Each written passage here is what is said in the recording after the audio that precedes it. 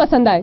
क्या कहने उनके, तुम्हारी खुशी के लिए क्या क्या कर रही है। कितनी स्वीट है एमने आंटी। हाँ हाँ हाँ, उन्होंने फैसला कर लिया है कि जल्द से जल्द मेरी शादी करके मुझे कैद खाने में डाल दिया जाए, और बाबा का भी इसमें पूरा पूरा हाथ है।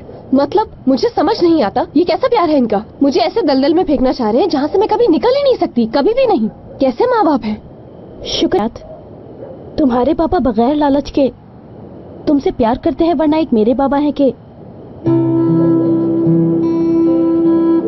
बगैर मतलब के फोन तक नहीं करते वो।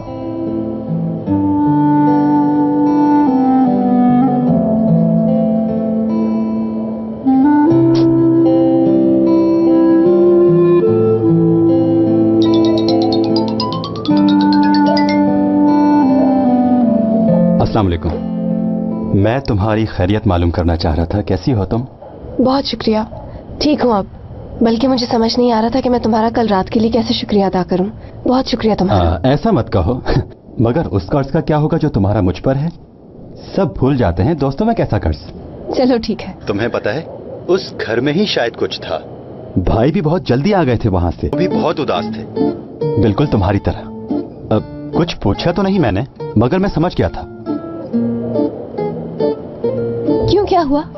चैंग का तो पता है तुम्हें, जरूर उसने कोई हरकत की होगी उस हसीन गुड़िया के साथ। हाँ ये तो सही कहा। चलो तुम कम से कम मेरी इस बात से हंसी तो सही।